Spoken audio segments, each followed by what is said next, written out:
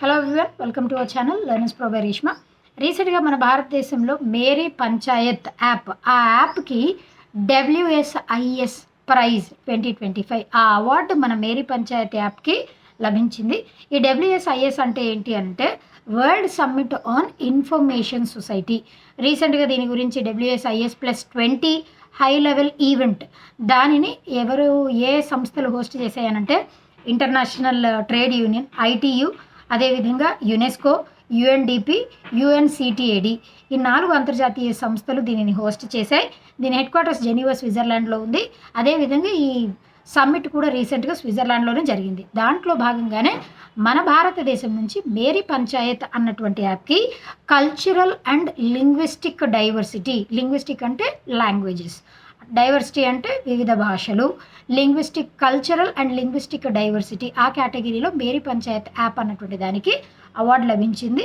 అయితే ఈ అవార్డు అసలు దేనికోసం లభించింది, యాక్చువల్లీ దీని బ్యాక్డ్రాప్ వచ్చేసి ఏంటి అని అంటే, ఈ యాప్ని, మేరీ పంచాయత్ యాప్ని అసలు ఎవరు డెవలప్ చేశారండి అని అంటే, it was developed by ministry of Panchayat Raj in association with national informatics centre, NIC వాళ్ళు దీనిని డెవలప్ చేశారు. దేనికోసం?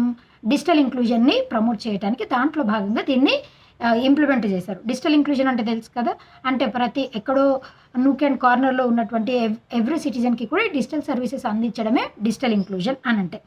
అయితే ఈ పంచాయత్ రాజ్ దాని ద్వారా ఏవేవి సర్వీసెస్ లభిస్తున్నాయి, ఎంత ట్రాన్స్పరెంట్గా ఉంది, అసలు ఆ పంచాయతీ రాజ్ ద్వారా వచ్చేటువంటి ఫండ్స్ అందుబాటులో ఉంటున్నాయా లేదా, సరిగా యూటిలైజ్ చేస్తున్నారా లేదా, అవన్నీ కూడా ఆ రికార్డ్స్ అన్నీ కూడా పబ్లిక్కి యాక్సెసిబుల్గా ఉండేలాగా ఈ యాప్ ద్వారా లభిస్తుందన్నమాట. ఇక్కడ లింగ్విస్టిక్ డైవర్సిటీ అని అంటే ఈ యాప్ వచ్చేసి వివిధ భాషల్లో మనకి లభిస్తుంది. 12+ ఇండియన్ లాంగ్వేజెస్లో ఈ యాప్ అన్నది అందుబాటులో ఉంది. అట్లా ఇంటరాక్టివ్గా ఉండడం, ట్రాన్స్పరెన్సీని మెయింటైన్ చేయటం, ఇట్లా పంచాయతీ లెవెల్లో అసలు బడ్జెట్ ఎంత వస్తుంది, వాళ్ళు పేమెంట్స్ దేనికి కేటాయిస్తున్నారు, డెవలప్మెంట్ ప్లాన్స్ జరుగుతున్నాయా లేదా, వీటన్నిటి కోసం అని చెప్పేసి ఈ యాప్ని లాంచ్ చేశారు. ఆ యాప్కి రీసెంట్గా డబ్ల్యూఎస్ఐఎస్ అవార్డు లభించింది. దీని హెడ్ క్వార్టర్స్ గుర్తుపెట్టుకోండి, Geneva, Switzerland. And world summit on information society, that is WSIS, ఆ ప్రైజ్ లభించింది.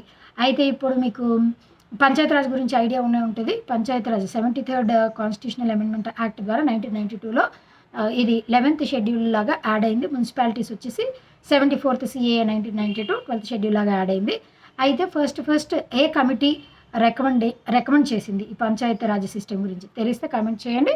సబ్స్క్రైబ్ చేసుకోకపోతే do subscribe to our channel. Thank you.